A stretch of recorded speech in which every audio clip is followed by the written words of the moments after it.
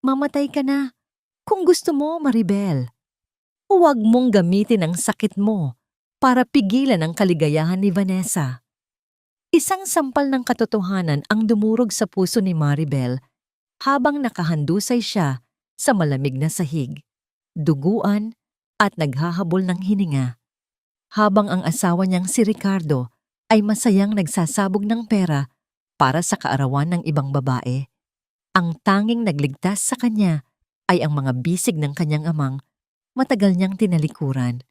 Ang mapagtiis na asawa ay pumanaw na sa gabing iyon at isinilang ang isang babaeng magpapasiklab ng apoy ng pagsisisi sa bawat hakbang ni Ricardo. Sino ang tunay na nagligtas sa buhay mo, Ricardo? Handa ka na bang malaman ang sagot habang lumuluhod sa harap ng puntod na walang laman? Mamatay ka na kung gusto mo, Maribel. Huwag mong gamitin ang sakit mo para pigilan ang kaligayahan ni Vanessa. Ang tinig ni Ricardo ay tila isang matalim na balisong na humiwa sa katahimikan ng kusina. Ang bawat salita niya ay punong-puno ng pagkasuklam, walang iniwan na puwang para sa awa. Sa mga sandaling iyon, ang tanging maririnig ay ang mahinang pag-agos ng tubig mula sa gripo at ang mabilis na pagtibok ng puso ni Maribel na tila isang ibong nagpupumiglas sa loob ng kulungan. Si Maribel ay nakatayo sa harap ng kalan. Ang kanyang mga kamay ay nanginginig habang hawak ang isang sandok. Inihahanda niya ang adobong manok, ang paboritong putahe ni Ricardo, sa pag-asang sa pamamagitan ng init ng pagkain ay makukuha niya ang kahit katiting na atensyon ng asawa. Sa loob ng bulsa ng kanyang apron, ang papel mula sa ospital ay nakatiklop. Isang hatol ng malalang sakit sa utak na kailangan ng agarang operasyon. Ngunit ang liham na yon, na dapat sana ay maglalapit sa kanila, ay tila naging isang mabigat na batong nagpapalubog sa kanya sa ilalim ng dagat. Lumingon si Maribel. Ang kanyang mga mata ay nanlalabo dahil sa nagbabadyang luha. Nakita niya si Ricardo na abala sa pag-aayos ng kanyang kurbata sa harap ng salamin sa sala. Kasunod nito ay ang pagpasok ni Vanessa na nakasuot ng isang mamahaling pulang damit na hapit sa kanyang katawan. Ang bango ng pabango ni Vanessa ay tila sumasakal sa simpleng amoy ng niluluto ni Maribel. "Honey, let's go? My friends are waiting for us sa 5-star hotel. I don't want to spend my birthday in this smelly kitchen." Wika ni Vanessa na may halong pang-uuyam habang tinitingnan si Maribel mula ulo hanggang paa. "Ricardo, please!" Ang tanging lumabas sa tuyot na labi ni Maribel. Ang kanyang boses ay halos isang bulong na lamang. "Kailangan nating mag-usap." Ang doktor? Sinabi niyang hindi na pwedeng maghintay ang operasyon ko. Tumigil si Ricardo sa pag-aayos ng kurbata at humarap kay Maribel ng may pangingit-ngit. "Operasyon? Maribel? Ilang beses mo ba gagamitin ang gasgas na linyang yan? Noong 1 linggo, masakit ang ulo mo. Ngayon, operasyon na? You're just jealous because I'm giving Vanessa the attention she deserves. Siya ang nagligtas sa buhay ko noon at ikaw? Wala kang ginawa kundi maging pabigat sa bahay na ito." Lumapit si Ricardo sa cabinet sa kusina at marahas na binuksan ang maliit na alkansya ni Maribel. Doon nakatago ang bawat sentimong pinaghirapan niya sa pagtitinda ng mga kakanin. Ang perang pilit niyang ipinon para sa kanyang pampaopera. Kinuha ni Ricardo ang lahat ng laman nito. "Gagamitin ko muna ang perang ito para sa pambili ng necklace ni Vanessa. Isipin mo na lang na ito ang bayad mo sa lahat ng pagkain at tirahang ibinigay ko sa iyo sa loob ng 5 taon. Walang emosyong sabi ni Ricardo. Ang bawat salita ni Ricardo ay tila isang mitya na tumupok sa huling hibla ng pag-asa ni Maribel. Ang kanyang lalamunan ay nanikip at ang kanyang mga kamay ay unti-unting nawalan ng lakas. Ang sandok na hawak niya ay nahulog sa sahig. Lumikha ito ng isang tunog na tila basag na kristal sa gitna ng katahimikan. Hindi na niya naramdaman ang sakit ng pagtama ng bakal sa kanyang paa. Ang mas matindi ay ang pagkawasak ng kanyang dangal sa harap ng babaeng nang agaw sa lahat ng sa kanya. Mag-ingat ka rito, Maribel. Baka pati ang bahay ay masunog mo sa sobrang katangahan mo. Dagdag pa ni Vanessa bago siya humalakhak ng mahina at kumapit sa braso ni Ricardo. Habang naglalakad ang dalawa palabas ng pinto, tila tumigil ang pag-ikot ng mundo ni Maribel. Ang paningin niya ay unti-unting nagdilim. Ang mga anino sa dingding ay tila naging mga dambuhalang nagtatawanan sa kanyang kabiguan. Sinubukan niyang humakbang. Sinubukan niyang habulin ang asawang tinalikuran na siya, ngunit ang kanyang mga binti ay tila naging parang jelly. Bumagsak si Maribel sa malamig na sahig. Ang kanyang mukha ay dumikit sa semento. At doon, sa gitna ng kanyang pag-iisa, ay tuluyan ng umagos ang kanyang mga luha. Ang bawat patak ay may kasamang dugo na lumalabas sa kanyang ilong. Bakit, Ricardo? Ang tanong na paulit-ulit na umaalingaw-ngaw sa kanyang isipan. Ako ang pumasok sa apoy para sa iyo. Ako ang nagbigay ng lahat. Bakit siya ang pinili mong mahalin? Sa labas, narinig niya ang pag-andar ng makina ng sasakyan ni Ricardo. Ang tunog ng gulong sa graba ay tila isang paalam na walang balik. Habang ang liwanag ng headlight ay unti-unting naglalaho, ang kadiliman sa loob ng bahay ay tila mas lalong lumalim. Ngunit sa gitna ng kanyang paghihingalo, isang tunog ng malalakas na yapak ang lumapit sa kanyang pintuan. Hindi ito ang yapak ni Ricardo. Ito ay mabigat, mabilis, at puno ng awtoridad. Ang pinto ay bumukas ng malakas at isang anino ng isang matangkad na lalaki ang tumakbo patungo sa kanya. Anak, Maribel, ang tinig na yon. Ang tinig ng kanyang amang si General Antonio. Ang lalaking tinalikuran niya para lamang sa isang lalaking hindi siya pinahalagahan. Naramdaman ni Maribel ang mainit na bisig ng kanyang ama na bumuhat sa kanya. I'm here, my princess.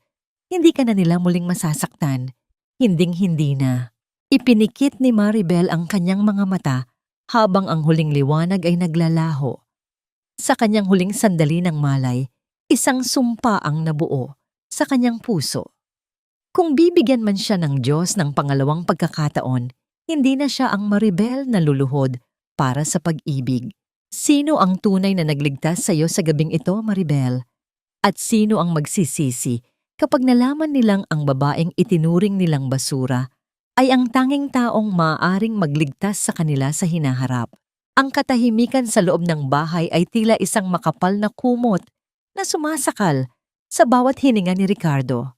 Maribel, nasaan ang kape ko? Bakit ang dilim dito? Ang boses ni Ricardo ay umalingaw-ngaw sa pasilyo, ngunit ang tanging sumagot sa kanya ay ang sariling echo na tila nangungutya. Kakarating lang nila ni Vanessa mula sa isang marangyang pagdiriwang. Ang bango ng mamahaling alak at usok ng sigarilyo ay nakakapit pa sa kanyang taksido. Ngunit sa sandaling humakbang siya sa loob ng kanilang tahanan, isang kakaibang lamig ang gumapang sa kanyang balat.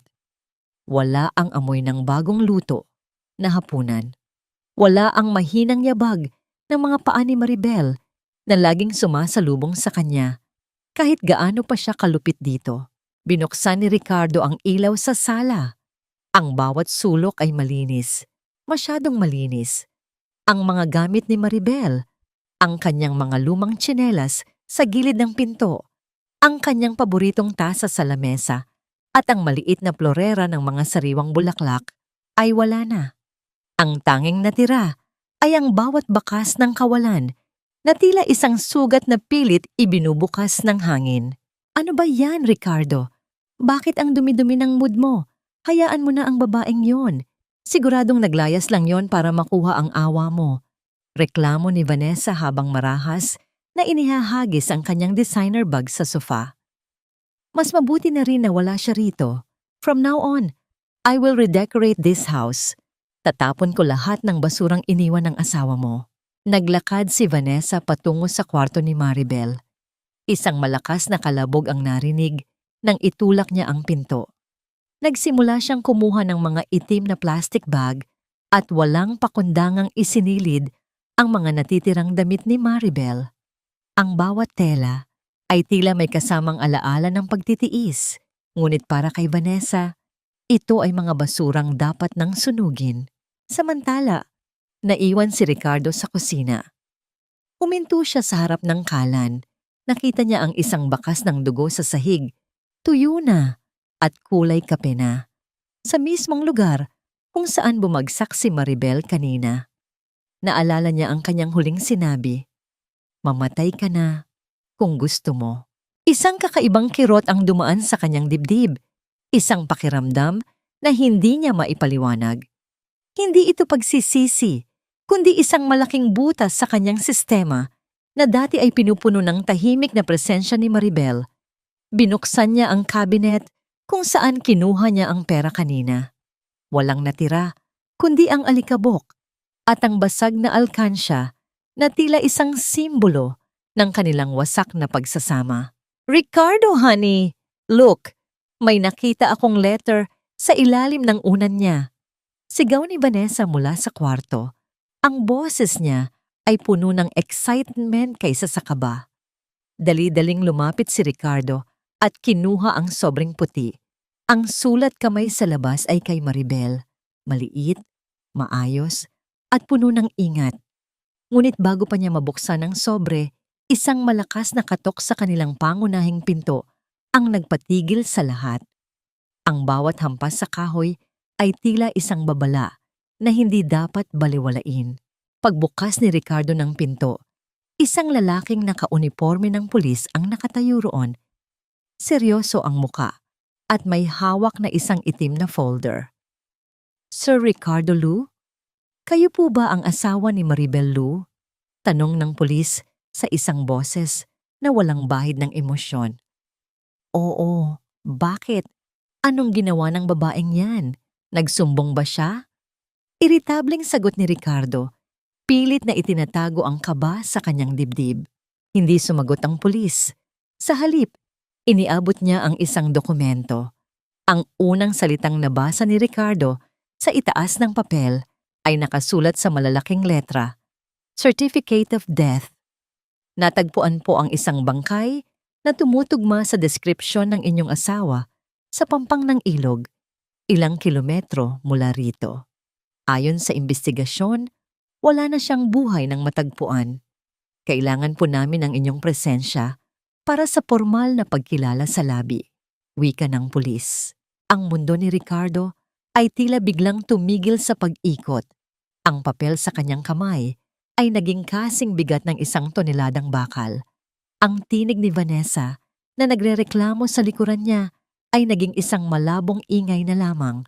Tumingin siya sa Certificate of Death, sa pangalan ni Maribel na nakasulat doon, at sa petsa ng kamatayan, ang mismong gabi ng kaarawan ni Vanessa.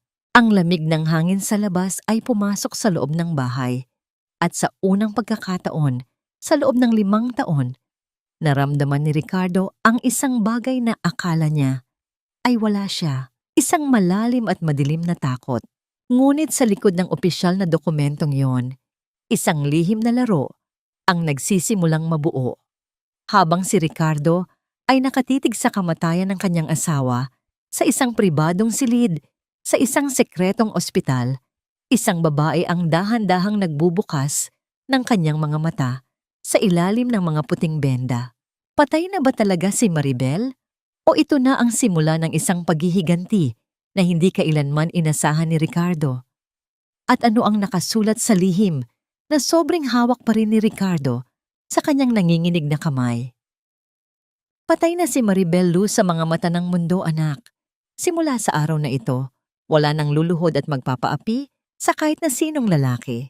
Ang mga salitang yon ng kanyang ama ay tila isang malamig na tubig na gumising sa diwa ni Maribel. Sa loob ng isang sterile na silid sa isang pribadong ospital sa Amerika, ang tanging maririnig ay ang mahinang tunog ng mga modernong kagamitan na tila isang orasan na nagbibilang ng kanyang bagong simula. Ang bawat tibok ng kanyang puso na nakikita sa monitor ay isang patunay na ang kamatayan ay hindi pa handang kunin ang isang babaeng may misyon pa sa mundo. Dahan-dahang iminulat ni Maribel ang kanyang mga mata. Ang puting kisame ay tila isang malinis na papel na naghihintay na sulatan ng kanyang bagong kwento. Nararamdaman niya ang hapdi ng mga tahi sa kanyang ulo, isang paalala ng maselang operasyon na nagligtas sa kanya mula sa bingit ng kawalan. Ngunit higit sa sakit ng katawan, ang mas matinding kirot ay ang alaala ng gabing iniwan siya ni Ricardo sa gitna ng dusa. Naupo sa tabi ng kanyang kama ang kanyang ama, si General Antonio. Ang kanyang mukha na dati ay puno ng katigasan ay nababakas ngayon ng matinding pagsisisi at pagmamahal. Hinawakan ng general ang kamay ng kanyang anak, ang kamay na dati ay puno ng kalyo sa pagluluto para sa asawang walang utang na loob. Ngunit ngayon ay muling inihahanda para sa isang mas mataas na tungkulin. Papa, ang mahinang tinig ni Maribel, halos hindi lumabas sa kanyang tuyot na lalamunan. Huwag kang piliting magsalita, Amara. Ang pagtatama ng kanyang ama. Iyan na ang pangalan mo ngayon, Amara Antonio. Ang apelyidong Lu ay ibinaon na natin sa isang walang lamang kabaong sa Pilipinas. Hayaan mong isipin ni Ricardo na naging abo ka na. Hayaan mong lamunin siya ng sarili niyang konsensya kung meron man siyang natitira. Lumipas ang mga buwan ng mahabang gamutan at rehabilitasyon. Ang bawat hakbang ni Maribel sa loob ng gym ay puno ng determinasyon. Sa bawat pag-angat niya ng kanyang mga kamay, iniisip niya ang bawat sampal at bawat pag-alipusta na natanggap niya. Ngunit hindi na galit ang nagpapatakbo sa kanya, kundi ang pagnanais na mahanap muli ang kanyang sarili. Ang mahusay na doktor na tinalikuran niya para sa isang pag-ibig na naging lason. Isang hapon, habang ang sikat ng araw ay tumatagos sa bintana ng kanyang silid, tumayo si Maribel sa harap ng isang malaking salamin. Inalis niya ang mga benda sa kanyang ulo. Nakita niya ang isang peklat na malapit sa kanyang anit, isang marka ng kanyang pakikipaglaban. Ang kanyang mukha ay mas payat, ang kanyang mga mata ay mas matalim, at ang dati nitong ningning ng pag-asa ay napalitan ng isang malamig at matigas na determinasyon. Kinuha niya ang kanyang puting coat na nakasabit sa dingding. Isinuot niya ito ng may pag-iingat, tila isang baluti na magpoprotekta sa kanya mula sa anumang sakit. Binasa niya ang nakaburda sa kaliwang dibdib nito, Dr. Amara Antonio, neurosurgeon. Ang mga kamay na ito, bulong niya sa kanyang sarili habang tinitingnan ang kanyang mahahabang daliri. Ang mga kamay na ito, na dati ay naghahanda ng pagkain para sa taong hindi ako pinahahalagahan, ay siya namang gagamitin ko ngayon para magligtas ng mga buhay na may halaga. Pumasok si General Antonio sa silid, bitbit ang isang balita mula sa Pilipinas. Balitang-balita sa Maynila ang pagbagsak ng karera ni Ricardo, Amara. Mukhang nag-uumpisa na ang karma, pero may mas malaking balita. Ang kanyang ina, si Lola Amara, ay malubha ang lagay. Kailangan niya ng pinakamagaling na neurosurgeon para mabuhay. Isang mapait na ngiti ang sumilay sa mga labi ni Maribel. Naalala niya ang kabutihan ni Lola Amara, ang tanging tao sa pamilya Lu na tumuring sa kanya bilang tunay na anak. Ironic, isn't it, Papa? Wika ni Maribel na may halong pait. Ang taong itinapon nila ay ang tanging tao na maaaring magligtas sa huling yaman na mayroon sila. Anong balak mo? Tanong ng general. Humarap si Maribel sa kanyang ama. Ang kanyang tindig ay puno ng dignidad. Babalik tayo sa Pilipinas, Papa. Ngunit hindi bilang ang kawawang asawa na namatay sa pampang ng ilog.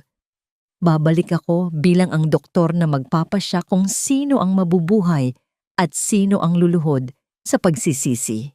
Habang nakatingin si Maribel sa malayo, alam niyang ang krusada ng kanyang buhay ay magsisimula pa lamang. Ang sakit na kanyang naramdaman ay magiging mitya ng isang apoy na hinding-hindi mapapatay ni Ricardo o ni Vanessa.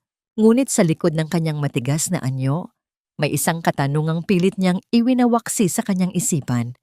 Kapag muli niyang nakita ang mukha ng lalaking sumira sa kanyang buhay Magagawa kaya niyang panatilihin ang lamig sa kanyang puso o ang mga bakas ng nakaraan ay muling magpapahina sa kanyang bagong nahanap na lakas.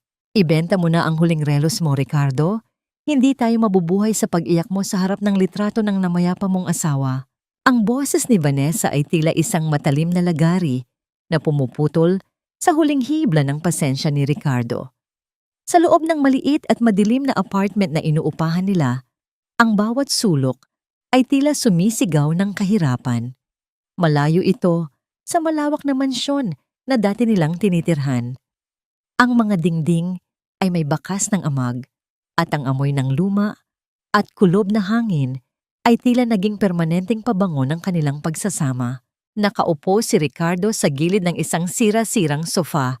Hawak ang kanyang huling mamahaling relos, ang tanging alaala ng kanyang nakaraang kapangyarihan. Tiningnan niya si Vanessa na abala sa paglalagay ng makapal na make-up, tila naghahanda na namang lumabas at iwan siya sa gitna ng dusa. Pera na naman, Vanessa. Ibinigay ko na sa iyo ang lahat. Ang retirement fund ko, ang mga alahas ni Maribel na kinuha mo. Saan na napunta ang lahat? Ang tinig ni Ricardo ay paos, puno ng pagod at kawalan ng pag-asa. Huwag mo akong sisihin sa pagkakadismiss mo sa serbisyo, Ricardo. Kung naging matalino ka lang sana, hindi tayo magtitiyaga sa butas-butas na bubong na ito. Isang malakas na pagbagsak ng lipstick sa mesa ang nagpahinto sa usapan. At yang nanay mo? Pabigat lang yan dito. Umuubo gabi-gabi, hindi ako makatulog. Sa maliit na silid sa tabi ng sala, narinig ang mahinang ubo ni Lola Amara. Ang matanda ay nakahiga sa isang manipis na kutsyon. Ang kanyang katawan ay tila naging balat at buto na lamang dahil sa matinding stroke at kawalan ng maayos na gamutan. Dali-daling tumayo si Ricardo at pinuntahan ang kanyang ina. Hinawakan niya ang nanunuyot na kamay nito. Nay, nandito lang ako. Huwag kayong mag-alala. Tumingin si Lola Amara sa kanyang anak. Ang kanyang mga mata ay puno ng luha at pangungulila. Maribel, nasaan si Maribel? Ang pabulong na tanong ng matanda, na tila tanging ang pangalan ng kanyang dating manugang ang nagbibigay sa kanya ng lakas na huminga. Napayuko si Ricardo. Ang pangalang iyon ay tila isang laso na dahan-dahang pumapatay sa kanyang kaluluwa. Araw-araw, ang bawat sulok ng kanyang isipan ay dinadalaw ng mukha ni Maribel. Ang mukha nito, noong gabing iniwan niya itong duguang sa sahig. Ang pagsisisi ay tila isang anino na hindi niya matakasan, lalo na ngayong nakikita niya ang tunay na kulay ng babaeng ipinalit niya rito. Isang malakas na katok sa pinto ang bumasag sa katahimikan. Isang tauhan mula sa bangko ang nag-abot ng pinal na abiso ng pagpapaalis sa kanila sa apartment dahil sa hindi pagbabayad ng upa. Wala na tayong matitirhan, Ricardo. Bukas, nasa kalsada na tayo. Wika ni Vanessa na may halong pandidiri, habang tinitingnan ang kanyang mga kuko na tila mas mahalaga pa kaysa sa buhay ng matanda sa loob ng silid. Ngunit sa gitna ng kanilang kaguluhan, isang balita sa telebisyon ang kumuha sa atensyon ni Ricardo. Ang balita ay tungkol sa pagbabalik ng isang tanyag na neurosurgeon mula sa Amerika, isang milagrong doktor na kayang mag-opera ng mga kasong itinuturing na wala ng pag-asa. Ang St. Jude Medical Center ay malugod na tinatanggap ang pagdating ni Dr. Amara Antonio. Siya ang magiging lead surgeon para sa mga komplikadong brain surgery sa bansa. Wika ng news anchor. Naningkit ang mga mata ni Ricardo habang tinitingnan ang malabong larawan ng doktor sa screen. Hindi niya makita ng malinaw ang mukha nito dahil sa suot na maskara at salamin, ngunit ang tindig nito. Ang paraan ng paglakad nito ay tila pamilyar sa isang paraang hindi niya maipaliwanag. Siya! Bulong ni Ricardo. Siya lang ang makakapagligtas kay nanay. At saang lupalop ka namang kukuha ng pambayad sa doktor na yan? Isang konsultasyon lang yan. Baka presyo na ng buhay mo. Pang-uuyam ni Vanessa. Hindi pinansin ni Ricardo si Vanessa. Kinuha niya ang kanyang lumang jacket at ang relos. Alam niyang ito na ang kanyang huling baraha. Gagawin niya ang lahat, luluhod siya sa harap ng doktor na yon para lamang mabuhay ang kanyang ina. Ang tanging tao na nagmamahal sa kanya ngayong wala na si Maribel. Sa kabilang dako ng lungsod, isang itim na luxury car ang huminto sa harap ng pinakasikat na ospital sa bansa. Bumaba ang isang babaeng may suot na itim na salamin. Ang kanyang bawat hakbang ay puno ng kapangyarihan at awtoridad. Tumingin siya sa malaking karatulan ng ospital at pagkatapos ay sa kalangitan ng Maynila. Nandito na ako, bulong ni Amara sa kanyang sarili. Ang kanyang boses ay malamig, walang emosyon, tila isang hangin na nagbababadya ng isang malakas na bagyo. Habang naglalakad siya sa pasilyo ng ospital, ang bawat nurse at doktor ay yumuyuko bilang tanda ng paggalang. Hindi nila alam na sa likod ng pangalang Dr. Amara Antonio ay ang babaeng minsan nang itinapon at iniwan upang mamatay sa dilim. Ang tadhana ay tila isang malupit na manunulat na muling pinagtatagpo ang dalawang landas na matagal nang naghiwalay. Ngunit sa pagkakataong ito, ang isa ay nasa rurok ng tagumpay, habang ang isa ay nasa hukay ng kabiguan. Magagawa kaya ni Ricardo na harapin ang doktor na hihilingan niya ng tulong kapag nalaman niyang ang buhay ng kanyang ina ay nasa kamay ng babaeng pinatay niya sa kanyang mga alaala? At hanggang saan ang kayang gawin ni Amara para sa kanyang paghihiganti? Lalo na't ang buhay ng tanging taong naging mabuti sa kanya noon ay nakasalalay sa kanyang mga daliri. Lumuhod ka kung gusto mo, pero hindi mababayaran ng luha mo ang buhay na sinira mo. Ang boses ng receptionist sa St. Jude Medical Center ay tila isang pader na hindi matibag-tibag ni Ricardo. Nakatayo siya sa gitna ng malawak at marangyang lobby, basang-basa ng ulan at hawak ang isang luma at kupas na folder na naglalaman ng medical records ng kanyang ina. Ang kanyang hitsura ay malayo sa dating makapangyarihang opisyal. Ang kanyang mga mata ay lubog, ang kanyang buhok ay gulo-gulo, at ang kanyang mga kamay ay nanginginig sa pagod at gutom. Please, Misa, kahit makuha ko lang ang pirma ni Dr. Antonio, ang sabi nila, siya lang ang huling pag-asa ng nanay ko. Pagmamakaawa ni Ricardo, ang kanyang boses ay nanginginig sa desperasyon. Sa likuran niya, dumating si Vanessa na hinihingal. Ricardo, ano ba, nakakahiya ka? Pinagtitinginan tayo ng mga tao rito. Let's just go to another hospital, yung mas mura. Huwag kang ngang maingay, Vanessa, sigaw ni Ricardo. Sa unang pagkakataon ay hinarap niya ang babae nang may tunay na galit. Si nanay ang nakataya rito. Kung hindi mo ako matutulungan, umalis ka na. Eksaktong sa sandaling iyon, ang malalaking pinto ng elevator ay bumukas. Isang grupo ng mga doktor at nurse na nakaputing coat ang lumabas at sa gitna nila ay isang babaeng naglalakad ng may kakaibang awtoridad. Ang tunog ng kanyang mga takong sa makintab na sahig ay tila isang regular na pintig na nagpatahimik sa buong lobby. Huminto ang mundo ni Ricardo. Ang folder na hawak niya ay dahan-dahang nalaglag sa sahig. Nagkalat ang mga papel na puno ng mga resitang hindi niya nabayaran. Ang babaeng nasa harap niya ay nakasuot ng isang mamahaling salamin. Ang kanyang buhok ay maayos na nakapusod at ang kanyang tindig ay puno ng dignidad na tila hindi kayang abutin ng kahit na sino. Dr. Antonio, may pasyente pong nagpupumilit na makita kayo. Wala silang appointment. Wika ng isang assistant habang itinuturo si Ricardo. Dahan-dahang inalis ng doktor ang kanyang itim na salamin.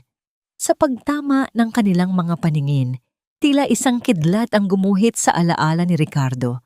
Ang mga mata na yon, ang hugis ng mukha na yon, ito ang mukhang gabi-gabi niyang napapanaginipan sa gitna ng kanyang pagsisisi. Maribel? Ang pangalan ay lumabas sa labi ni Ricardo bilang isang hikbi. Maribel, buhay ka? Hindi gumalaw ang doktor. Wala ring mababakas na gulat o takot sa kanyang mga mata.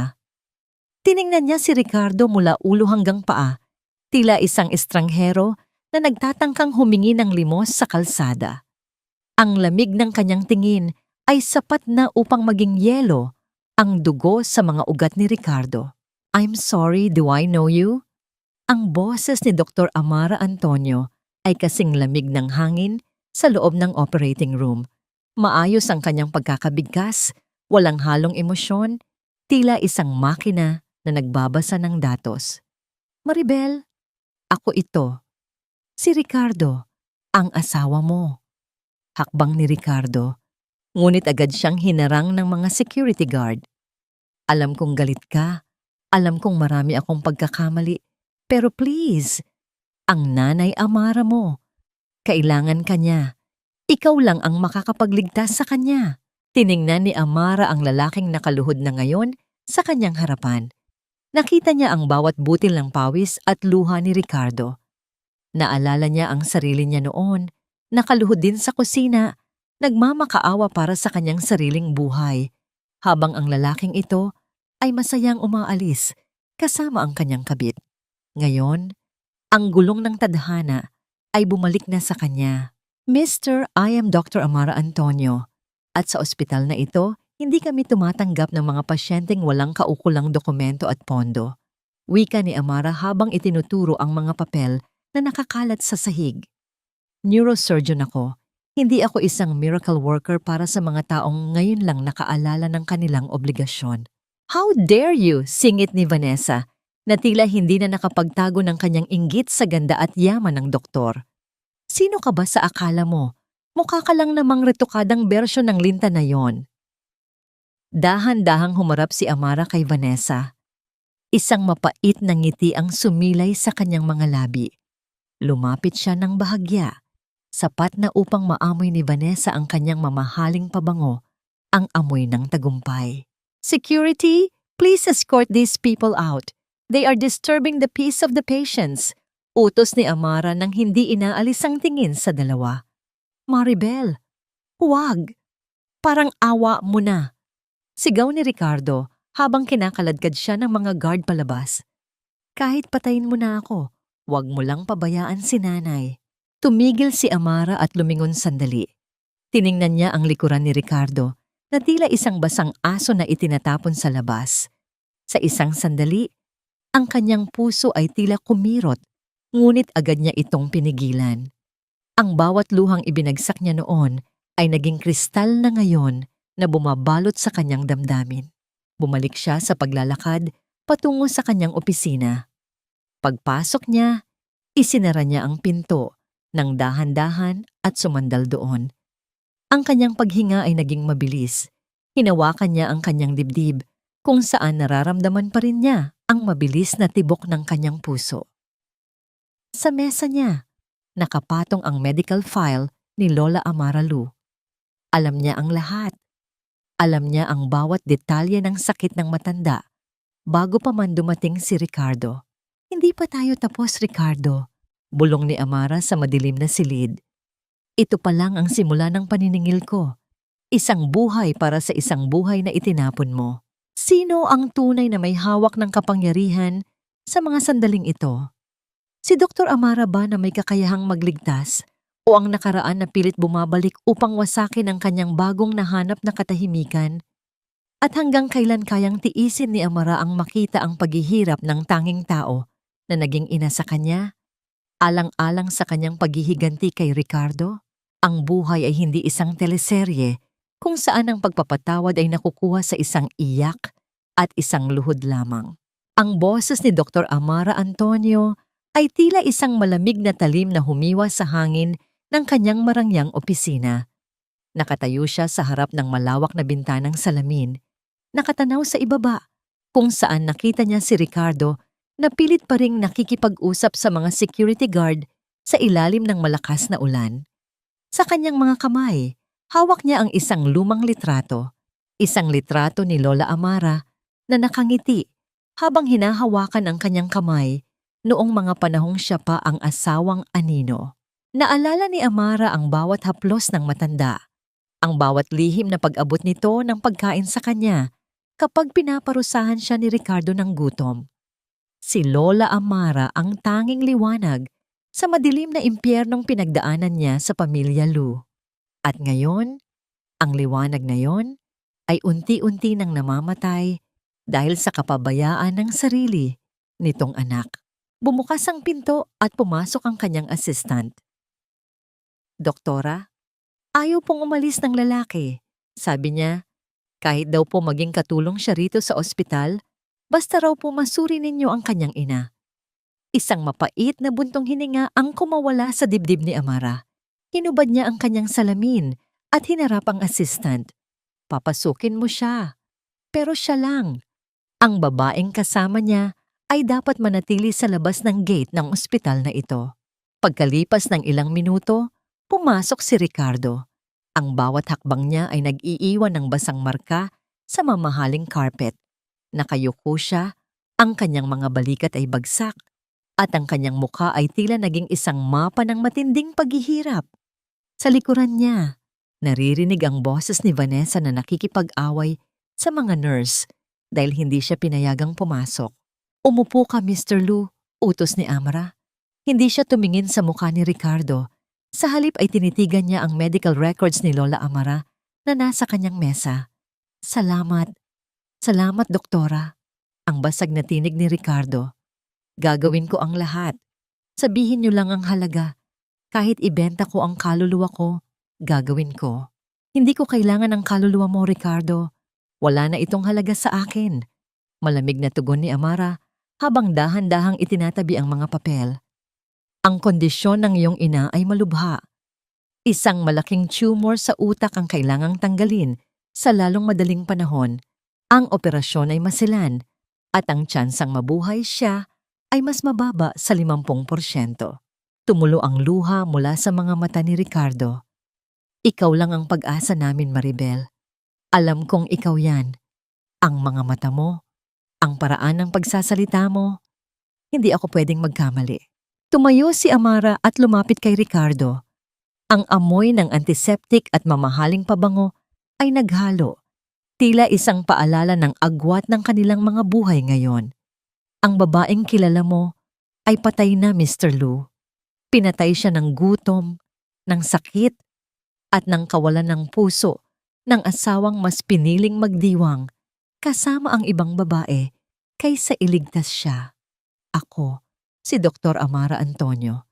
At kung gusto mong operahan ko ang iyong ina, meron akong mga kondisyon. Kahit ano." "Kahit ano." Mabilis na sagot ni Ricardo. "Una, ang babaeng kasama mo, si Vanessa, ay hindi kailanman pwedeng tumapak sa loob ng ospital na ito habang narito ang iyong ina. Pangalawa, dahil wala kang pambayad, magtatrabaho ka rito. Hindi bilang opisyal, kundi bilang isang maintenance worker. Lilinisin mo ang bawat sulok ng ospital na ito, kabilang na ang banyo ng aking opisina." Nanlaki ang mga mata ni Ricardo. Ang dating mapagmataas na opisyal, ang lalaking dati ay tinitingala, ay inuutusang maging isang tagapaglinis. Ngunit nang makita niya ang malamig na determinasyon sa mga mata ni Amara, dahan-dahan siyang tumango. "Gagawin ko," bulong ni Ricardo. "Basta iligtas mo lang si nanay." "At pangatlo," dagdag ni Amara, ang kanyang boses ay tila isang hatol mula sa langit. "Lahat ng gastusin sa ospital ay itatala bilang utang mo sa aking pamilya. Isang utang na loob na kailangan mong bayaran sa pamamagitan ng pagsunod sa bawat utos ko nang walang reklamo. Simula ngayon, ang buhay mo ay pag-aari ko."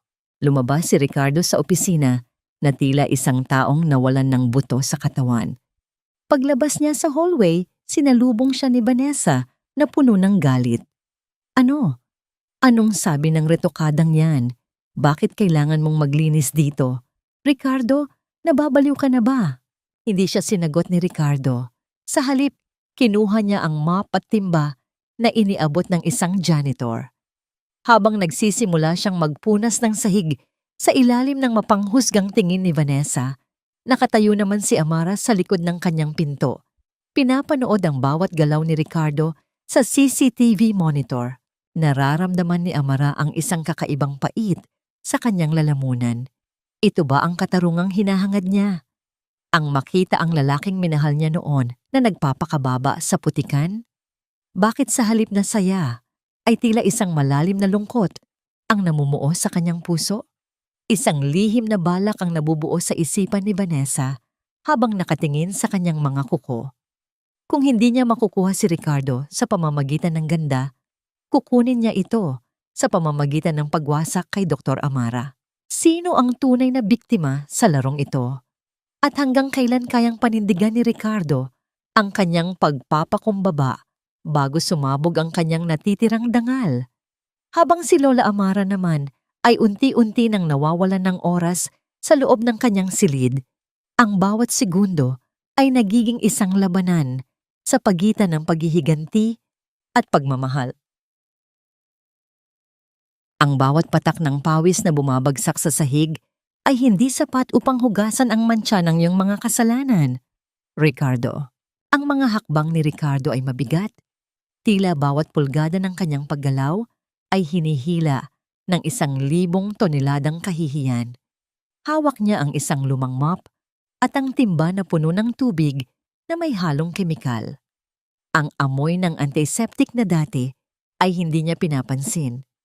Ngayon ay tila nanunuot sa kanyang balat. Nagpapaalala sa kanya na siya ay nasa pinakamababang antas ng lipunan sa loob ng ospital na ito. Nasa tapat siya ng pintuan ng opisina ni Dr. Amara. Sa bawat pag-is-is niya ng mop sa makintab na tiles, nakikita niya ang sariling refleksyon. Isang lalaking dati ay tinitingala sa kanyang uniforme, ngunit ngayon ay nakasuot ng kupas na asul na overalls na may tatak na maintenance. Ricardo, ano ba? Bilisan mo riyan. Pinapaghintay mo ako.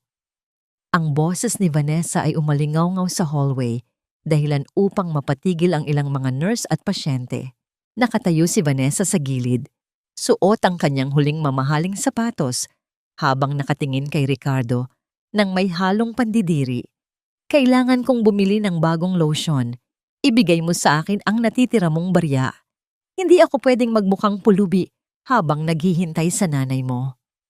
Vanessa, parang awa mo na. Wala na akong pera. Ang lahat ng meron ako ay ibinigay ko na sa deposit para sa gamot ni nanay. Mahinang sagot ni Ricardo. Hindi man lang tinitingnan ng babae. Wala akong pakialam. Humanap ka ng paraan o gusto mo bang ipaalala ko sa'yo kung sino ang nanatili sa tabi mo nung iniwan ka ng lahat? Ang bawat salita ni Vanessa ay tila isang latigo na humahampas sa likod ni Ricardo. Ang pagiging gaslighting ni Vanessa ay tila naging isang sining na perpekto niyang ginagawa araw-araw. Sa loob ng kanyang opisina, nakatayo si Amara sa likod ng pinto. Naririnig niya ang lahat. Ang kanyang mga kamay ay nakakuyom, ang kanyang mga kuko ay bumaon sa kanyang palad. Gusto niyang lumabas at isampal kay Vanessa ang katotohanan, ngunit pinigilan niya ang kanyang sarili. Hindi pa ito ang tamang panahon. Dahan-dahang binuksan ni Amara ang pinto. Ang tunog ng pagbuka ng kahoy ay tila isang hudyat ng digmaan. Mr. Lu, tapos ka na ba sa paglilinis? Bakit may bakas pa ng putik dito sa harap ng pinto ko? Ang boses ni Amara ay malamig. Walang bahid ng awa. Napatingin si Ricardo kay Amara. Sa isang sandali, nagtagpo ang kanilang mga mata. Nakita ni Ricardo ang isang babaeng banyaga sa kanyang paningin, ngunit ang puso niya ay sumisigaw na ito ang kanyang Maribel. Ang sakit na makitang ang babaeng dati ay pinagsisilbihan siya ng kape tuwing umaga. Ngayon ay siya nang nag-uutos sa kanya na linisin ang kanyang dumi. Pasensya na po, doktora. Uulitin ko po. Mabilis na sagot ni Ricardo at muling lumuhod upang kuskusin ang sahig gamit ang basahan. Good. At ikaw, miss, baling ni Amara kay Vanessa, hindi ba't malinaw ang utos ko? Bawal ang mga taong walang kinalaman sa pasyente sa palapag na ito. Security! You retokadang doktor. Akala mo kung sino ka. Magbabayad ka sa pagtrato mo sa amin ng ganito. Sigaw ni Vanessa habang kinakaladkad siya ng mga guard palabas ng hallway. Naiwan ang katahimikan sa pagitan ni Amara at Ricardo. Ang tanging maririnig ay ang mahinang tunog ng basahan na kumikiskis sa tiles. Huminto si Amara sa tapat ni Ricardo.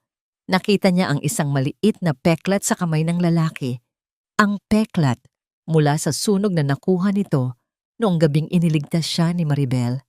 Naalala niya kung paano niya hinipan ang sugat na yon habang umiiyak si Ricardo sa sakit. Ngayon, ang sakit na yon ay tila lumipat na sa kanyang sariling puso. Bakit mo ginagawa ito, Ricardo? Bulong ni Amara sa isang boses na halos hindi marinig. Bakit ka nagtitiis para sa isang taong tinapon mo na? Tumigil si Ricardo sa pagpunas at tumingala. Dahil ito lang ang paraan para mabayaran ko ang utang ko sa buhay, doktora. Hindi para sa akin, kundi para kay nanay. At para sa isang babaeng hindi ko na maibabalik pa. Tumalikod si Amara. Natatakot na makita ni Ricardo ang panlalabo ng kanyang mga mata. Ihanda mo ang sarili mo. Bukas na ang operasyon ng iyong ina. Kung mamatay siya sa mesa, ituturing ko itong kabiguan mo, hindi sa akin. Pag-alis ni Amara, naiwan si Ricardo na nakatitig sa pintong nagsara. Hindi niya alam na sa kabilang bahagi ng ospital, si Vanessa ay may kausap sa kanyang cellphone. Gawin mo ang lahat. Gusto kong mawala ang lisensya ng doktor na yon. Isabotahe mo ang mga kagamitan sa operating room bukas. Sisiguraduhin nating hindi na makakalabas ng buhay ang matandang yon. At si Dr. Amara ang sisisihin ng lahat. Wika ni Vanessa na may malupit na ngiti. Ang panganib ay hindi na lamang nagmumula sa nakaraan, kundi sa isang masamang balak na maaaring pumatay sa huling pag-asa ni Ricardo. Magagawa kaya ni Amara na mapagtagumpayan ang operasyon sa kabila ng pananabutahe? O ang gabi ng operasyon ay magiging gabi rin ng pinal na pagkawasak ng lahat ng kanyang pinaghirapan? Sa gitna ng kadiliman ng hallway, isang lihim na selyadong sobre ang naiwan sa desk ng receptionist, naka-address kay Ricardo Lu. Ano ang nilalaman ng sobreng ito na maaring magpabago sa tingin ni Ricardo sa pagkamatay ni Maribel? Bakit mo itatago ang katotohanan, Ricardo? Takot ka bang malaman na ang babaeng pinatay mo sa gutom ang siyang nagbigay sa iyo ng hiram na buhay? Ang boses ni Vanessa ay tila isang matalim na kuko na kumakalmot sa natitirang katinuan ni Ricardo. Nakatayo ang babae sa madilim na pasilyo ng locker room ng mga maintenance worker. Hawak ang isang luma at sunog na diary, ang nilalaman ng selyadong sobreng iniwan sa desk kanina. Ang bawat pahina nito ay may bakas ng usok at mantsa ng tuyong dugo. Mga saksi sa isang gabi ng kabayanihan na pilit ibinaon sa limot. Napatigil si Ricardo sa pagbibihis ng kanyang uniforme. Ang kanyang mga kamay na tila nanunuyot na dahil sa matapang na kemikal ng chlorine ay nagsimulang manginig. Dahan-dahan niyang kinuha ang diary mula kay Vanessa. Sa bawat paglipat niya ng pahina, ang kanyang puso ay tila pinipiga ng isang dambuhalang kamay. Nakita niya ang huling sinulat ni Maribel bago ang trahedya 5 taon na ang nakalilipas. Kahit masunog ang aking mga kamay, basta mailigtas ko lang si Ricardo. Siya ang aking buhay, ang aking lahat. Kasama sa loob ng diary ang isang lumang litrato ni Maribel na may benda sa kamay. Isang sugat na akala ni Ricardo noon ay nakuha lang nito sa simpleng aksidente sa kusina. Isang matinding bugso ng pagsisisi ang humampas sa dibdib ni Ricardo. Ang kanyang hininga ay naging mababaw at mabilis. Tila unti-unting nauubusan ng hangin sa loob ng maliit na silid. Ang bawat alaala ng kanyang pagmamalupit kay Maribel ay nagbalik na parang mga saksak ng patalim. Ang bawat mura, ang bawat pagtalikod, at ang bawat gabing pinili niya si Vanessa. Ang lahat ng ito ay naging isang malaking kasalanang tila wala ng kapatawaran. Hindi maaari. Bulong ni Ricardo habang ang kanyang paningin ay nagdidilim. Si Maribel, Siya ang nagligtas sa akin, hindi ikaw, Vanessa. So what? Ang mahalaga, nakuha ko ang gusto ko. Pagmamataas ni Vanessa, ang kanyang muka ay walang bakas ng hiya. At huwag kang mag-alala, Ricardo. Bukas, pagkatapos ng operasyon ng nanay mo, wala na ring Dr. Amara na magpapaalala sa'yo ng lahat. Tapos na ang drama ninyong dalawa. Hindi na narinig ni Ricardo ang iba pang sinabi ni Vanessa. Ang tanging naririnig niya ay ang tunog ng sarili niyang mundo na gumuho na ng tuluyan. Napasandal siya sa malamig na bakal ng locker. Ang kanyang katawan ay dahan-dahang napaupo sa sahig. Ang diary ni Maribel ay idiniin niya sa kanyang dibdib. Tila ba, sa pamamagitan nito ay mararamdaman niya ang init ng babaeng matagal na niyang pinatay sa kanyang puso. Samantala, sa kabilang bahagi ng ospital, nasa loob na ng scrub room si Dr. Amara. Tahimik niyang hinuhugasan ang kanyang mga kamay. Ang bawat kuskos ng sabon sa kanyang balat ay tila isang ritual ng paghahanda para sa pinakamahalagang laban ng kanyang buhay. Tinitingnan niya ang kanyang sariling mga kamay sa ilalim ng maliwanag na ilaw. Ang mga kamay na dati ay sunog at sugatan, ngunit ngayon ay naging instrumento ng buhay. Ito na ang oras, Lola Amara. Bulong niya sa sarili. Ito na ang huling utang na loob na babayaran ko. Pumasok siya sa operating room. Ang lahat ay handa na. Ang mga monitor ay naglalabas ng regular na tunog ng pintig ng puso ng matanda. Ngunit sa isang sulok, isang assistant na binayaran ni Vanessa ay pasimpleng niluluwagan ang valve ng oxygen tank at binabago ang setting ng anesthesia machine. Isang nakamamatay na bitag ang naghihintay sa bawat paghiwa ni Amara. Sa labas ng pinto, nakatayo si Ricardo. Hindi siya lumalapit, hindi siya nagsasalita. Nakatitig lang siya sa pulang ilaw na nagsasabing surgery in progress. Hawak pa rin niya ang diary, ang kanyang tanging gabay sa gitna ng kadiliman. Magagawa kaya ni Amara na maramdaman ang panganib bago pa mahuli ang lahat? At sapat na kaya ang katotohanang nalaman ni Ricardo upang tuluyan na niyang talikuran ang demonyong nasa tabi niya? O ang huling hininga ni Lola Amara ang magiging mitya ng isang mas malaking trahedya? Sa ilalim ng matalim na ilaw ng operating room, ang unang hiwa ay ginawa ni Amara. Kasabay nito, ang monitor ng puso ay biglang naglabas ng isang mahaba at nakakangilong tunog. Ibalik niyo ang supply ng oxygen. Manual ventilation, bilis! Ang boses ni Dr. Amara ay umalingaw-ngaw sa loob ng operating room. Punong-puno ng awtoridad, ngunit may bahid ng nakatagong takot. Ang pulang ilaw ng alarm ay patuloy sa pagkutitap, nagbibigay ng isang nakakahilong kulay sa puting dingding. Ang monitor ng puso ni Lola Amara ay naglalabas ng isang mabilis at hindi regular na tunog, tila isang mitya ng bombang malapit ng sumabog. Ang bawat segundo ay tila isang oras at ang bawat patak ng pawis sa noo ni Amara ay tila kasing bigat ng isang bato. Sa labas ng pinto, narinig ni Ricardo ang kaguluhan. Ang kanyang mga kamay na mahigpit na nakakapit sa diary ni Maribel ay nagsimulang manginig ng lalo. Nakita niya ang mga nurse na nagtatakbuhan, bit-bit ang mga emergency equipment. Ang takot na nararamdaman niya ay hindi lamang para sa kanyang ina, kundi para sa kanyang sariling kaluluwa. Kung mamatay ang kanyang ina sa mga kamay ni Maribel, alam niyang wala nang natitirang dahilan para mabuhay pa siya. Honey, relax. Siguradong nagkamali lang ang doktora na yan. I told you she's not that good. Bulong ni Vanessa sa kanyang tabi. Ang boses ay puno ng tamis na tila lason. Humarap si Ricardo kay Vanessa. Sa ilalim ng malamig na ilaw ng hallway, nakita niya ang mukha ng babaeng minahal niya sa loob ng 5 taon. Ngunit sa pagkakataong ito, hindi ganda ang nakita niya, kundi ang isang halimaw na nagkukubli sa likod ng makapal na makeup. Itinaas niya ang diary ni Maribel sa harap ng mukha ni Vanessa. Anong tawag mo rito, Vanessa? Noong gabing nasunog ang kampo, sinabi mong ikaw ang pumasok sa apoy. Sinabi mong muntik ka nang mamatay para iligtas ako. Ang boses ni Ricardo ay mababa, ngunit puno ng panginginig ng matinding galit. Pero bakit dito sa sulat ni Maribel? Dito sa mga litratong ito, bakit ang mga kamay niya ang sunog? Bakit siya ang may dala ng medalya ko na nawala sa apoy? Natigilan si Vanessa. Ang kanyang mga mata ay gumala, naghahanap ng palusot, ngunit ang katotohanan ay tila isang bitag na unti-unti nang sumasakal sa kanya.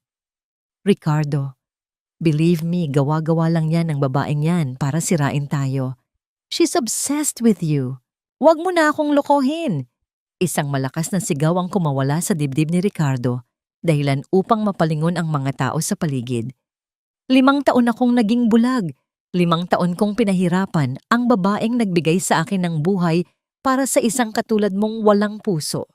Sabihin mo sa akin, may kinalaman ka ba sa nangyayari sa loob ng operating room ngayon?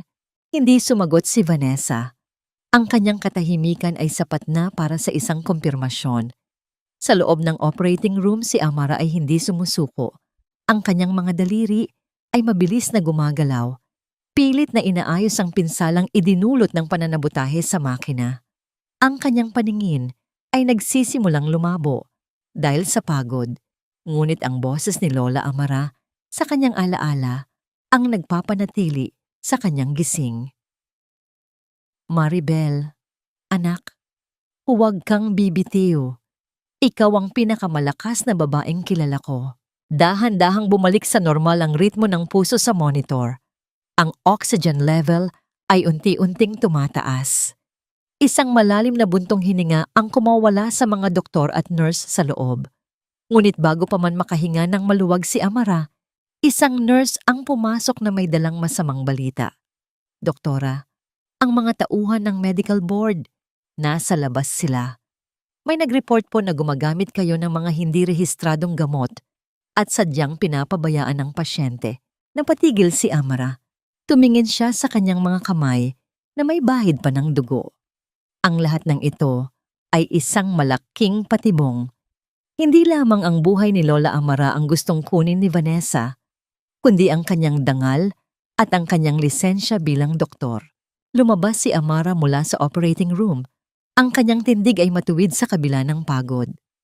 Pagbukas ng pinto, sinalubong siya ng nag-aapoy na galit ni Ricardo at ng mapanuyang ngiti ni Vanessa, kasama ang mga opisyal na handang bawiin ang lahat ng kanyang pinaghirapan. Mr. Lu, ang iyong ina ay ligtas sa ngayon. Ngunit mukhang may mga taong mas gustong makitang mamatay siya kaysa makitang magtagumpay ako. Wika ni Amara, ang kanyang tingin ay diretso kay Vanessa. Maribel. Lumapit si Ricardo. Ang kanyang mga mata ay puno ng pagsisisi at pagmamakaawa. Alam ko na ang lahat. Patawarin mo ako. Please, patawarin mo ako. Isang mapait na tawa ang kumawala sa mga labi ni Amara. Patawad? Ang salitang iyan ay para sa mga taong marunong rumespeto sa buhay, Ricardo. Hindi para sa isang lalaking hinayaan ng kanyang asawa na mamatay sa gilid ng kalsada.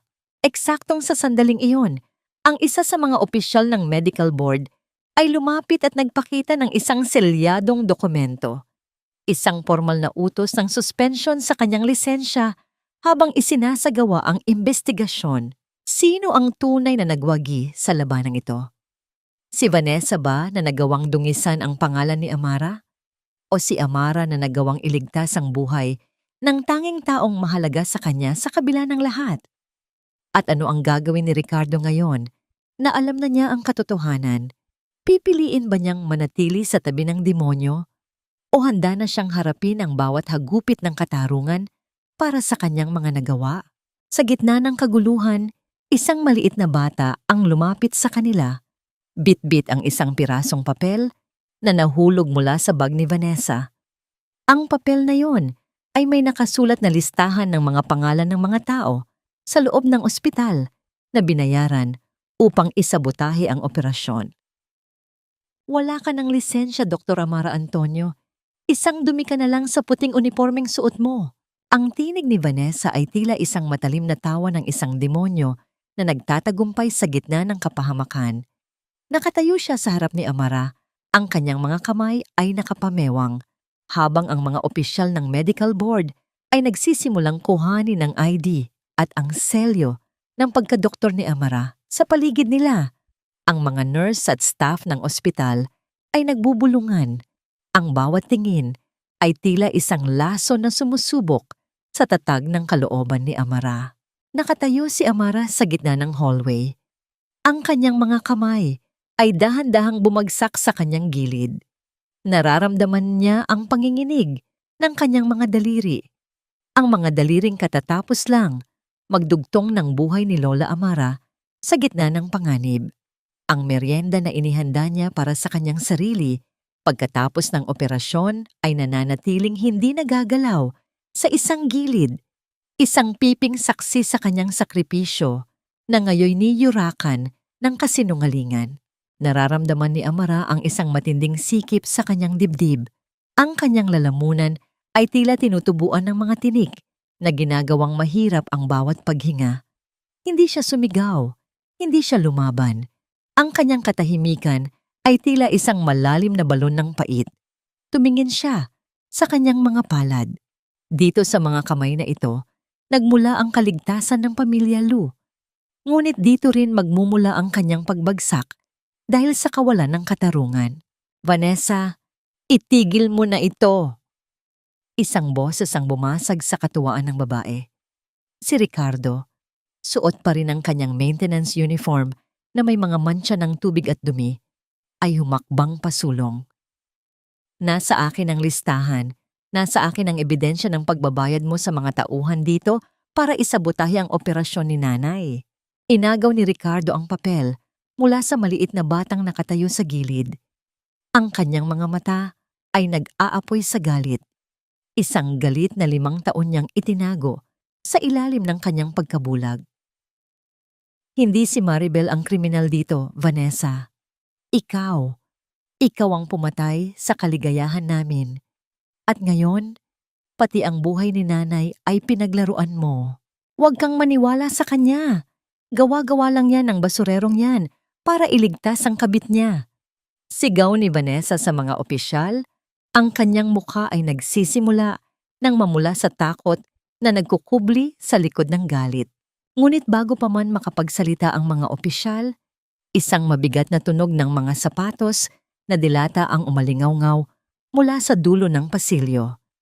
Ang mga tao ay kusang tumabi, nagbibigay daan sa isang lalaking ang bawat hakbang ay nagdadala ng bigat ng isang bundok.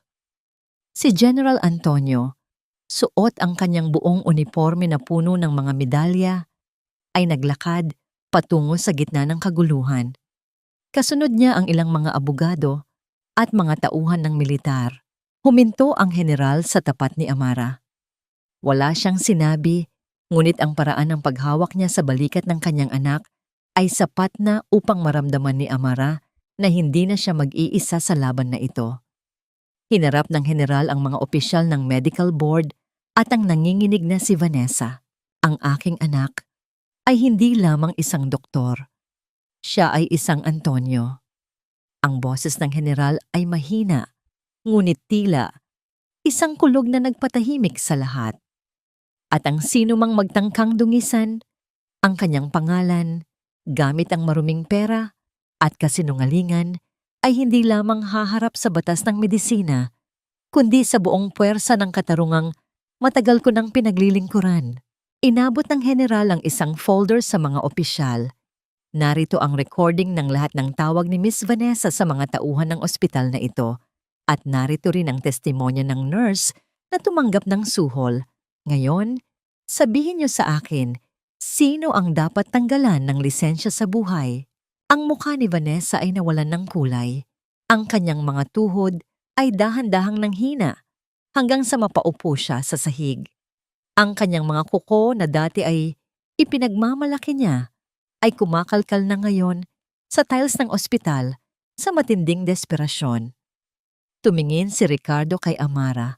Ang kanyang mga mata ay puno ng pagsusumamo. Maribel, Amara, patawarin mo ako. Hindi ko alam na hanggang dito ay kaya niyang pumatay. Hinarap ni Amara si Ricardo. Wala nang galit sa kanyang mga mata, tanging isang malalim at malamig na pagtanggap sa katotohanan. Ang katarungan ay hindi ibinibigay ng isang amang makapangyarihan, Ricardo. Ang katarungan ay dumarating kapag ang katotohanan ay hindi na kayang itago ng dilim. Iligtas mo ang iyong ina. Yun na lang ang huling bagay na maaari mong gawin ng tama. Habang dinadala ng mga pulis si Vanessa palabas ng ospital, ang bawat sigaw at pagmumura ng babae ay tila isang malabong ingay na lamang sa pandinig ni Amara. Ang kanyang lisensya ay ibinalik sa kanya, ngunit ang pakiramdam ng pagkabigo sa sangkatauhan ay nanatili sa kanyang puso. Sino ang tunay na nanalo sa gabing ito? Si Amara ba na nabawi ang kanyang dangal? O si Ricardo na ngayoy kailangang harapin ang katotohanang ang babaeng pinakamahal niya ay siya ring babaeng hinding-hindi na niya muling maaabot? At sa loob ng silid ng ICU, ang dahan-dahang pagbuka ng mga mata ni Lola Amara ay nagdadala ng isang bagong kabanata ng pag-asa. O marahil, ng isang huling pamamaalam. Maribel, bakit ngayon ka lang anak? Pagod na akong maghintay sa'yo. Ang mahinang tinig ni Lola Amara ay tila isang marupok na sinulid na nagdurugtong sa buhay at kamatayan. Sa loob ng intensive care unit, ang tanging liwanag ay nagmumula sa mga monitor na nagpapakita ng bawat mahinang tibok ng kanyang puso. Ang amoy ng gamot at antiseptic ay tila naging pabangunan ng silid na ito. Isang lugar kung saan ang bawat segundo ay isang panalangin. Nakatayo si Amara sa tabi ng kama. Ang kanyang puting coat ay tila isang baluti na pumoprotekta sa kanya mula sa bugso ng emosyon. Ngunit nang maramdaman niya ang tuyot at nanginginig na mga daliri ng matanda na humahawak sa kanyang kamay, ang kanyang profesional na maskara ay dahan-dahang nagbitak. Ang peklat sa kanyang anit ay tila kumirot, isang alaala ng lahat ng sakripisyong ginawa niya para sa pamilyang ito. Doktora, gising na po siya. Bulong ng isang nurse. Ang boses ay puno ng kagalakan. Sa labas ng salaming pinto ng ICU, nakatayo si Ricardo. Suot pa rin niya ang kanyang maintenance uniform na may mga mantsa ng sabon at pawis. Ang kanyang mukha ay nakadikit sa salamin, ang kanyang mga mata ay basang-basa habang pinapanood ang kanyang ina. Gusto niyang pumasok, gusto niyang lumuhod sa paanan ng kama, ngunit alam niyang wala siyang karapatan. Ang bawat hakbang niya sa loob ng ospital na ito ay isang paalala ng kanyang pagpapakababa. Nay, ang mahinang tawag ni Ricardo na hindi naririnig sa loob ng silid. Ang kanyang mga kamay ay nakakuyom sa kanyang gilid. Ang diary ni Maribel ay nakasilip sa kanyang bulsa, isang mabigat na pasanin na hinding-hindi na niya maiwawaglit. Dahan-dahang lumingon si Amara sa direksyon ng pinto. Nakita niya ang kaawa-awang anyo ni Ricardo. Ang dating mapagmataas na opisyal ay isa na ngayong anino ng kanyang nakaraan. Ang nabuo ng magtama ang kanilang mga paningin sa kabila ng salamin. Walang salita, tanging ang bigat ng 5 taon ng pagkakamali at pagtitiis ang namagitan sa kanila. Muling humarap si Amara kay Lola Amara. Nandito na ako, Nay. Huwag na kayong mag-alala. Magpahinga lang kayo. Maribel, ikaw nga yan, ang pilit ng ngiti ng matanda. Kahit anong ganda ng iyong mukha ngayon, ang init ng iyong kamay, hindi nagbabago. Salamat sa hindi pag-iwan sa akin, anak. Ang bawat salita ng matanda ay tila isang saksak sa puso ni Amara. Gusto niyang sabihing hindi na siya ang Maribel na dati, na ang babaeng yon ay matagal nang namatay sa dalampasigan. Ngunit paano mo sasabihin ang katotohanan sa isang pusong ang tanging hawak ay ang pag-asang makita ka muli? Lumapit ang isang assistant doctor at may ibinulong kay Amara. Doktora, may problema po sa records ng pasyente. May nakita po kaming luma at hindi deklaradong kondisyon sa kanyang puso na maaaring maging sanhi ng komplikasyon sa kanyang paggaling. Napatigil ang tibok ng puso ni Amara. Tumingin siya sa monitor. Ang mga linya ay nagsisimulang maging hindi regular. Ang bawat beep ng makina ay tila naging isang babala. "Ihanda ang emergency cart, Ricardo! Pumasok ka rito!" Sigaw ni Amara. Isinasantabi ang lahat ng galit at kondisyon para sa kapakanan ng matanda. Dali-daling pumasok si Ricardo, natatalisod sa sariling mga paa. Lumapit siya sa kanyang ina at hinawakan ng kabilang kamay nito. Sa gitna ng kaguluhan, ang mag-asawang dati ay pinaghiwalay ng puot at kasinungalingan ay muling nagkasama sa gilid ng isang kama. Pinag-iisa ng iisang layunin, ang huwag hayaang mawala ang tanging taong nagmamahal sa kanila ng tapat. "Nay, lumaban kayo. Nandito na kami ni Maribel. Please, Nay." Ang hikbi ni Ricardo, ang kanyang boses ay puno ng pagsisisi na tila sumusumbat sa langit. Ngunit si Lola Amara ay dahan-dahang pumikit. Isang mahaba at diretso na tunog ang umalingaw-ngaw mula sa monitor ng puso. Ang pulang linya ay naging patag. Ang katahimikan sa loob ng silid ay naging kasing bigat ng isang libingan. Sino ang tunay na may pananagutan sa huling hininga ni Lola Amara? Si Ricardo ba na nagpabaya o si Amara na sa kabila ng lahat ng kanyang talino ay hindi pa rin kayang talunin ng tadhana? At sa gitna ng pagdadalamhating ito, may isang lihim pa palang itinatago ang matanda na tanging sa kanyang pagkamatay lamang mabubunyag. Isang dokumento sa ilalim ng kanyang unan na magbabago sa kapalaran ni Amara at ng buong pamilya Antonio. "Huwag kang bibitiw, Nay. Hindi pa tayo tapos mag-usap. Hindi pa ako nakakahingi ng tawad sa lahat." Ang sigaw ni Amara ay umalingaw-ngaw sa apat na sulok ng ICU.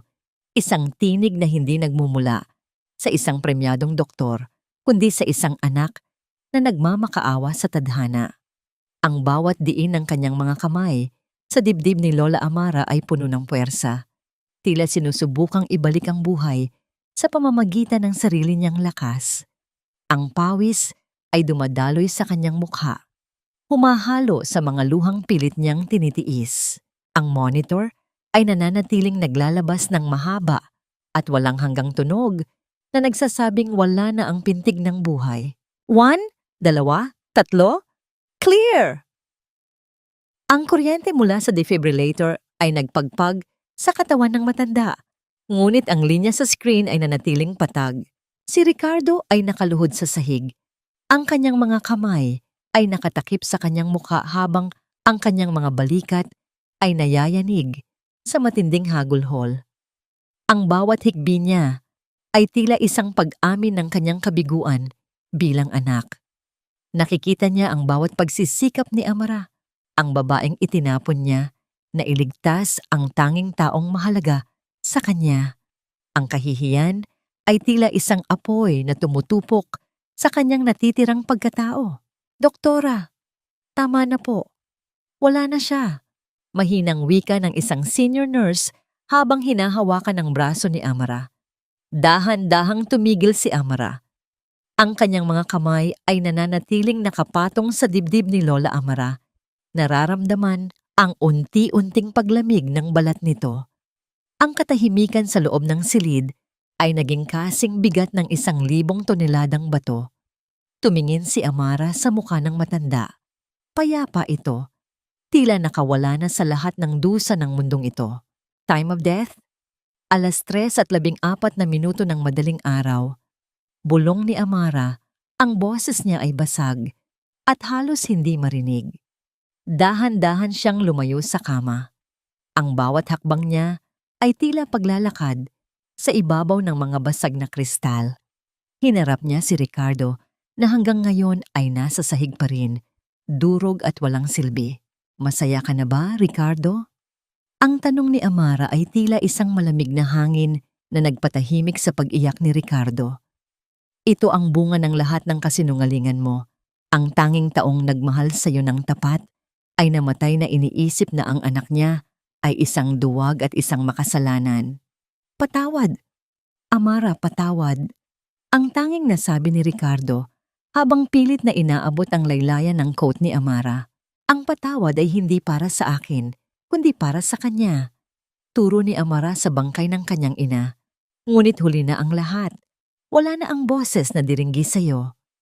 Habang inililigpit ng mga nurse ang mga kagamitan, isang maliit na sobre ang nahulog mula sa ilalim ng unan ni Lola Amara.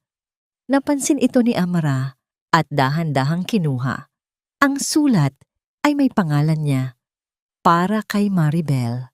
Binuksan ni Amara ang sulat sa harap ni Ricardo. Sa loob ay hindi lamang isang liham, kundi isang legal na dokumento, isang huling habilin o last will and testament. Ano yan? Tanong ni Ricardo. Ang boses ay puno ng kaba. Binasa ni Amara ang nilalaman ng malakas. Ang bawat salita ay tila isang huling sampal kay Ricardo mula sa kabilang buhay. Ipinapamana ko ang lahat ng aking ari-arian, ang lupain ng pamilya Lu, at ang lahat ng aking naiwang pera kay Maribel Antonio Lu. Dahil siya lamang ang tunay na naging anak sa akin.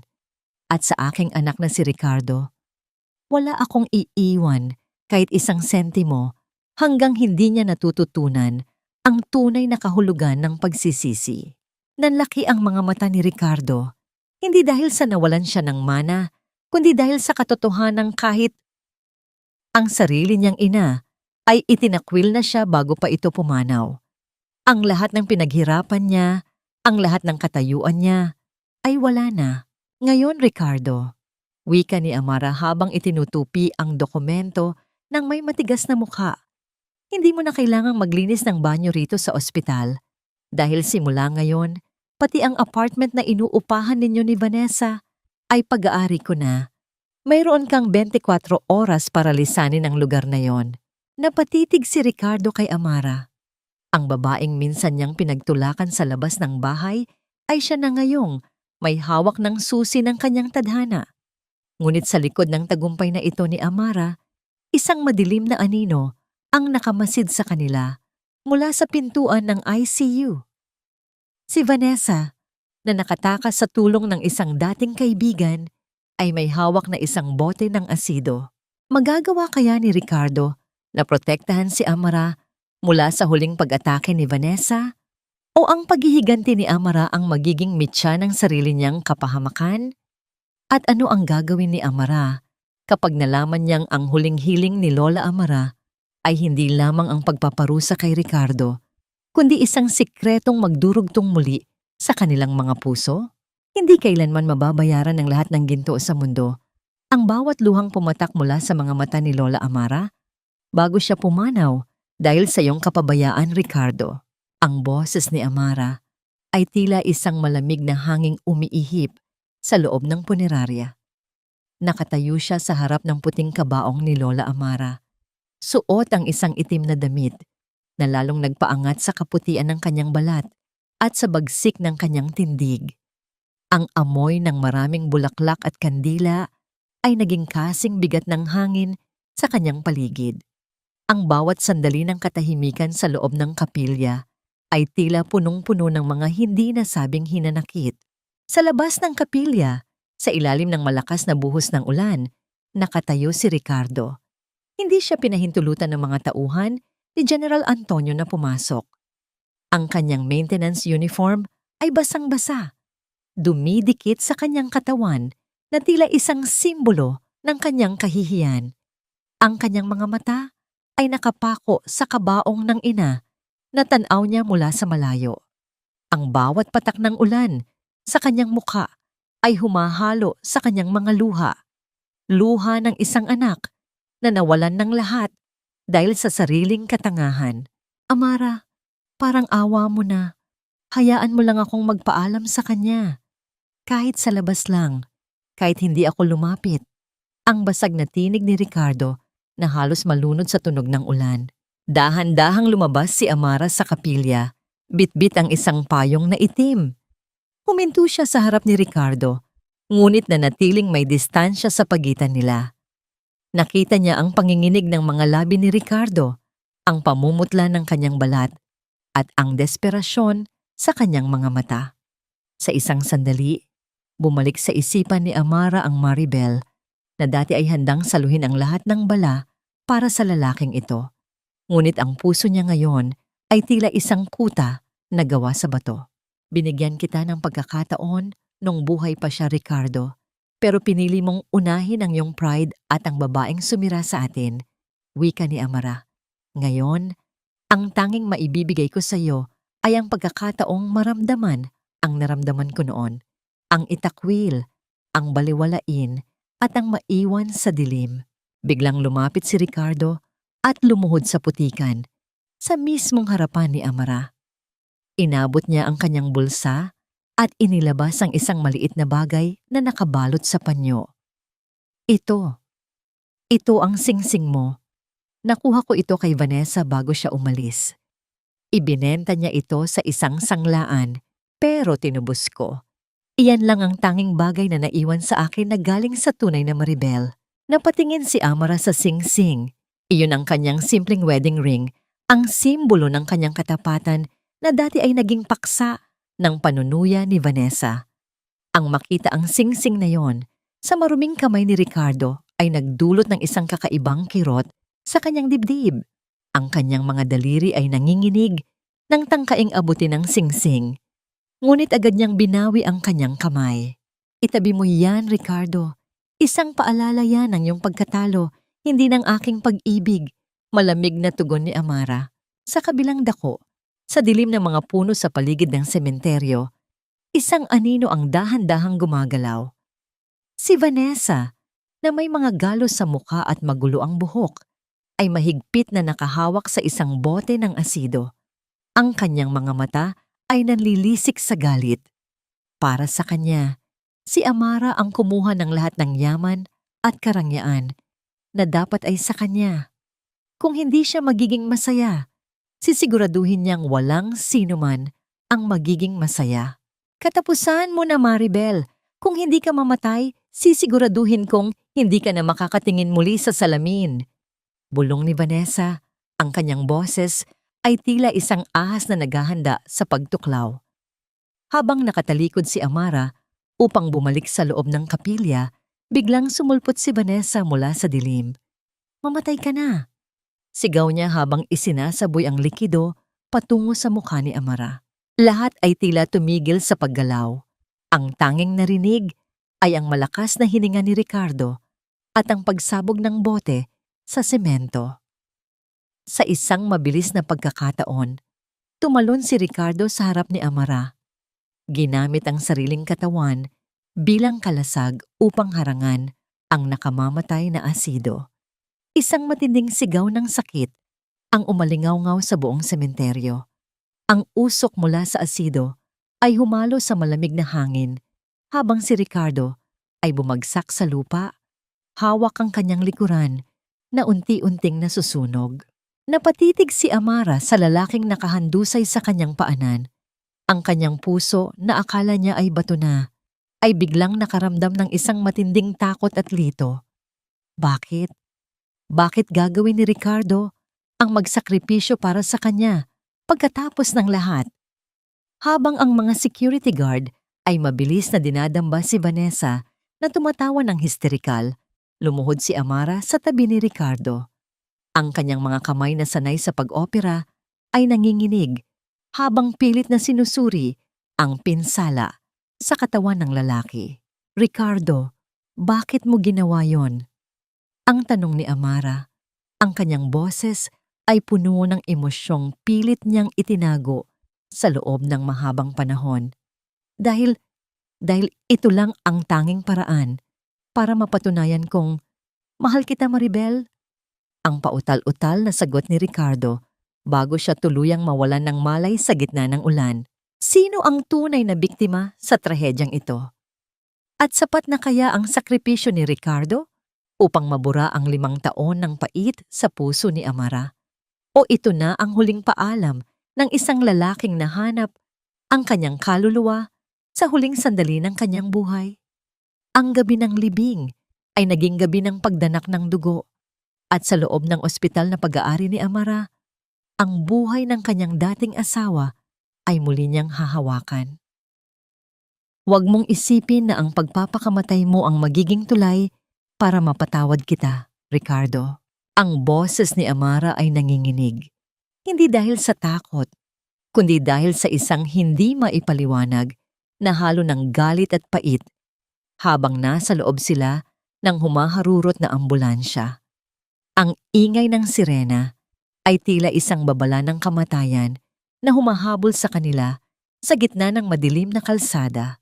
Nakatingin siya sa mukha ni Ricardo na ngayoy namumutla. Ang mga mata nito ay pikit at ang bawat hininga ay tila isang pakikipagbuno sa tadhana. Ang amoy ng asido na humalo sa amoy ng basang lupa at dugo ay nanunuot sa loob ng sasakyan, isang amoy na hinding-hindi malilimutan ni Amara sa buong buhay niya. Sariwa pa sa kanyang balat ang init ng katawan ni Ricardo noong itinulak siya nito palayo sa panganib. Ang lalaking ito, na dati ay walang pakialam kung mamatay siya sa gutom o sakit, ay siya mismong naging kalasag niya laban sa puot ni Vanessa. Isang malupit na biro ng tadhana na ang mga kamay ni Amara na siyang ginamit niya upang itayo ang kanyang bagong buhay at karera, ay siya ring kailangang humawak sa sugatang katawan ng lalaking sumira sa kanyang nakaraan.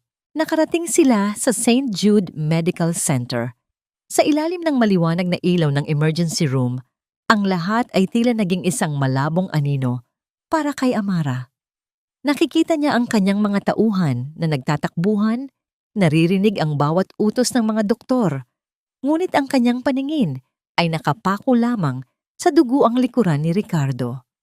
Ang bawat hiwa ng asido sa balat nito ay tila isang salamin ng bawat sugat na iniwan ni Ricardo sa kanyang puso noong mga nakaraang taon. Doktora Antonio, kailangan niyo pong lumabas. Kami na ang bahala sa pasyente. Wika ni Dr. Rafael, ang kasamahan niyang doktor na matagal nang naghihintay sa kanyang paglingon. Hindi, ako ang gagawa nito. Ang matigas na sagot ni Amara, kahit na ang kanyang mga kamay ay hindi tumitigil sa panginginig. Amara, look at your hands. You're shaking. Hindi ka pwedeng mag-opera sa ganyang kalagayan. Let me handle this. Pigil ni Rafael habang hinahawakan ang kanyang mga balikat. Napahinto si Amara. Tiningnan niya ang kanyang mga palad. May mga bakas pa roon ng putik mula sa sementeryo at tuyong dugo ni Ricardo. Doon niya naramdaman ang bigat ng lahat. Ang paghihiganti na akala niya ay magbibigay sa kanya ng kapayapaan ay naging isang madugong trahedya na ngayoy humihingi ng paniningil.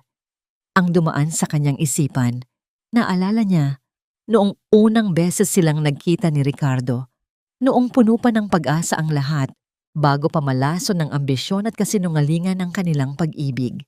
Dahan-dahan, siyang lumabas ng operating room at naupo sa isang bakanteng upuan sa hallway. Doon, sa gitna ng katahimikan ng madaling araw, ay tuluyan ng bumagsak ang kanyang mga luha.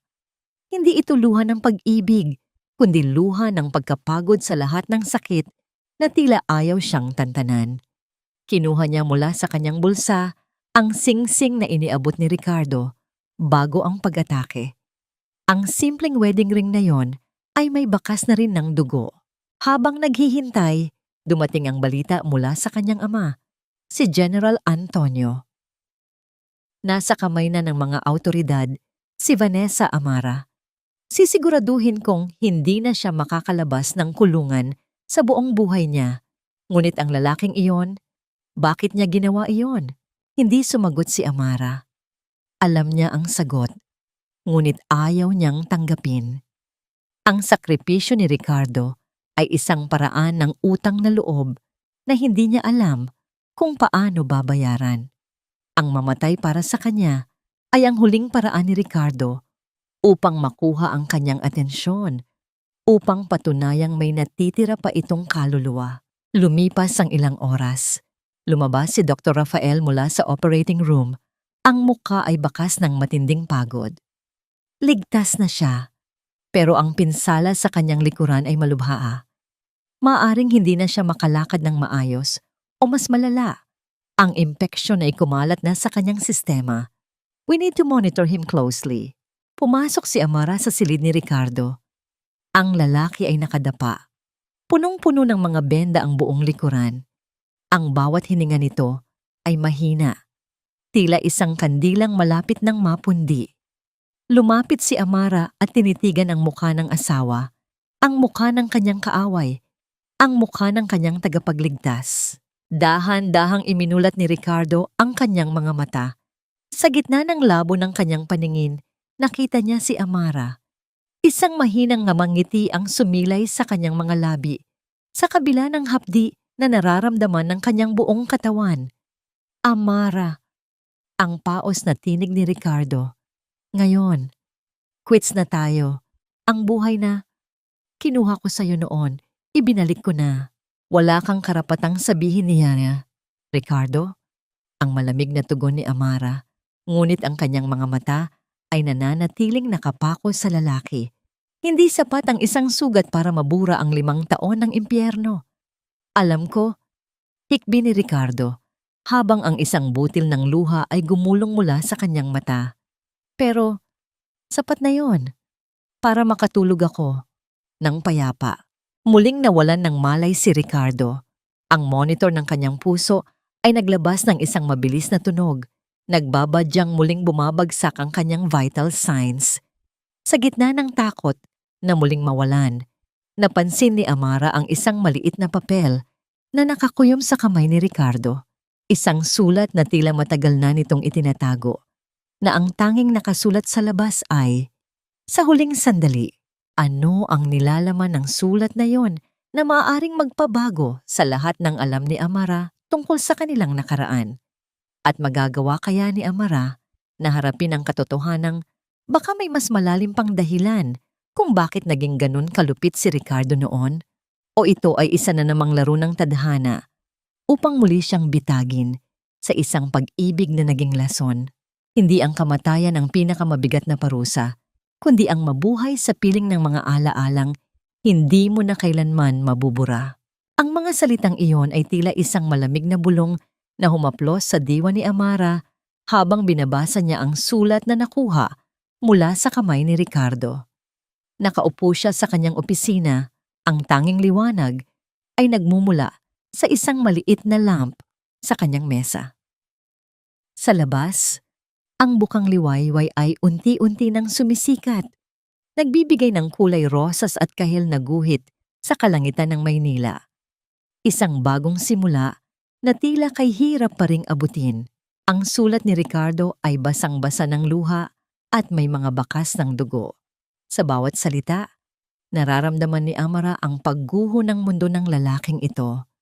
Maribel, bago pa mangyari ang lahat ng ito, bago pa ako humantong sa ganitong kalagayan, gusto ko lang malaman mo na inihanda ko na ang lahat.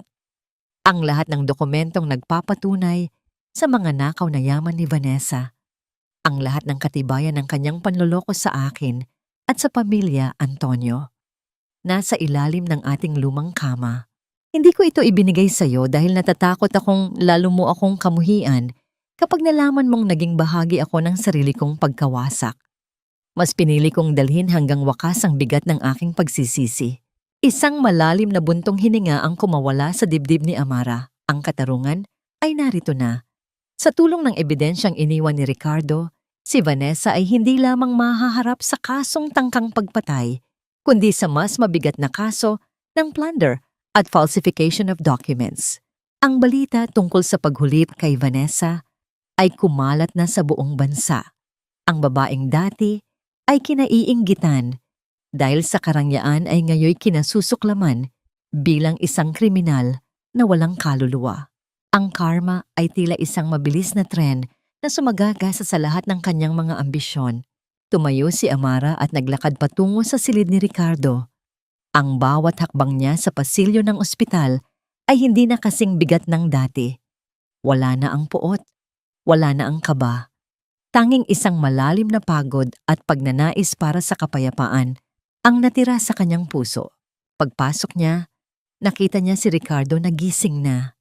Ang mga benda sa kanyang likuran ay nagpapaalala ng kanyang sakripisyo. Hindi na siya makakalakad ng maayos sa buong buhay niya.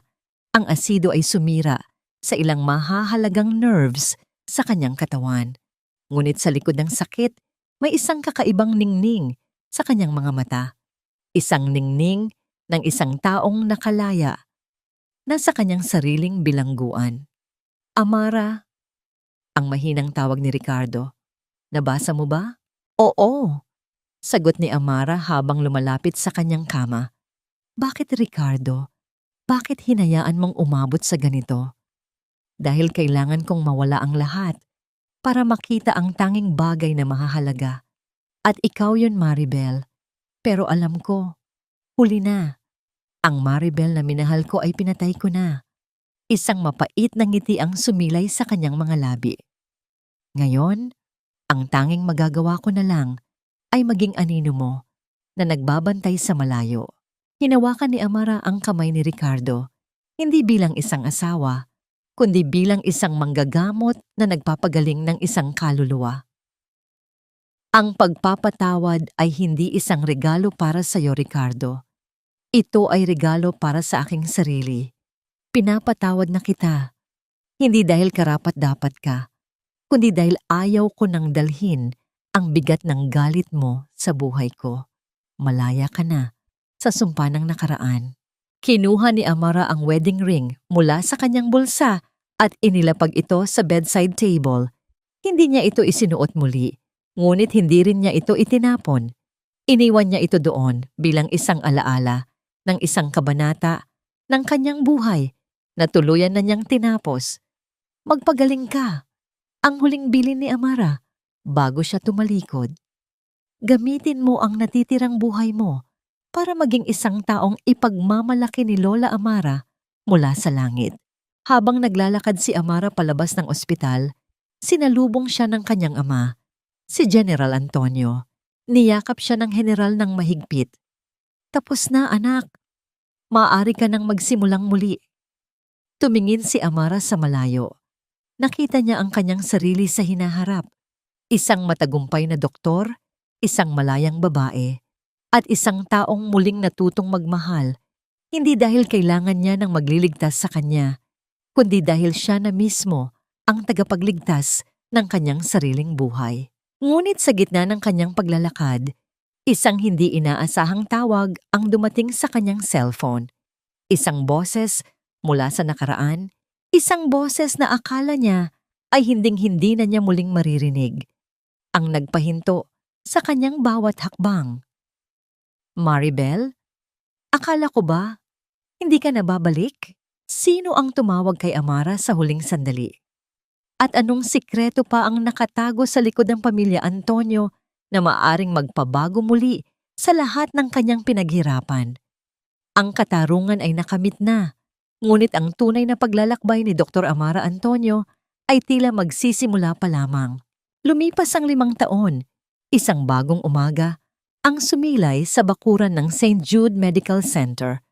Ang sikat ng araw ay tila mga gintong daliri na humahaplos sa mga dahon ng puno ng nara, nagbibigay ng pag-asa sa bawat pasyenteng naglalakad sa hardin.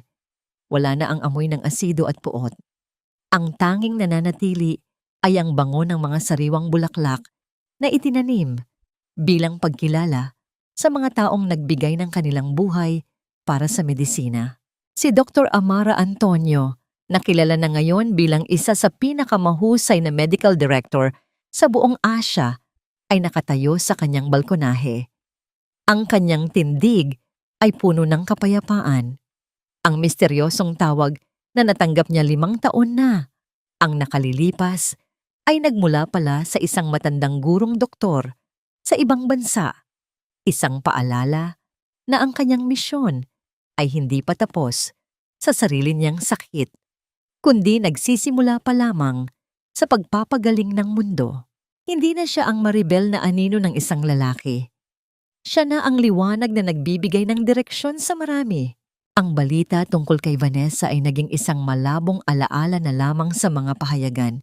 Siya ay nananatili sa loob ng piitan, unti-unting kinakain ng sariling inggit at penitensya, habang walang sino man ang bumibisita sa kanya. Ang kayamanang pilit niyang linakaw ay naging mga rehas na sumasakal sa kanyang kaluluwa. Sa kabilang banda, si Ricardo ay nahanap ang kanyang bagong buhay sa isang maliit na probinsya. Sa kabila ng kanyang kapansanan sa likuran at hirap sa paglalakad, nagtayo siya ng isang maliit na pundasyon para sa mga batang biktima ng sunog. Ang bawat sentimong kinikita niya ay ibinibigay niya sa kawanggawa bilang pagkilala sa kanyang utang na loob sa buhay. Isang hapon, sa harap ng puntod ni Lola Amara, muling nagtagpo ang landas ni na Amara at Ricardo. Walang sigawan, wala ring mga luhang puno ng pait. Isang simpleng pagtango ang ibinigay ni Amara habang inilalagay ang mga paboritong bulaklak ng matanda. Nakita niya ang pagbabago sa mukha ni Ricardo, isang mukhang nahanap na ang kapayapaan sa gitna ng pagpapakumbaba. Salamat, Amara. Ang mahinang wika ni Ricardo habang nakasandal sa kanyang tungkod. Salamat sa pagbibigay sa akin ng pagkakataong mabuhay muli. Kahit hindi na sa piling mo. Ngumiti ng bahagya si Amara, isang ngiting hindi na humihingi ng anumang kapalit. Ang buhay ay hindi tungkol sa kung gaano tayo nasaktan, Ricardo. Ito ay tungkol sa kung paano tayo bumangon mula sa sarili nating mga abo. Malaya ka na, at malaya na rin ako. Sa pagtalikod ni Amara, alam niyang ang katarungan ay hindi lamang nakuha sa pamamagitan ng batas, kundi sa pamamagitan ng pagpapatawad sa sarili. Ang kanyang puso ay wala ng puwang para sa galit. Tanging ang kagalakan ng paglilingkod ang natira. Ang peklat sa kanyang anit ay hindi na isang marka ng dusa, kundi isang medalya ng kanyang tagumpay. Ang aral na iniwan ng kanilang kwento ay malinaw. Ang tunay na halaga ng isang tao ay hindi nasusukat sa kanyang yaman o kapangyarihan, kundi sa kanyang kakayahang magmahal ng tapat at bumangon ng may dangal mula sa pagkakamali. Ang pag-ibig ay hindi dapat maging isang bilangguan, kundi isang pakpak na magdadala sa atin sa rurok ng ating pagkatao.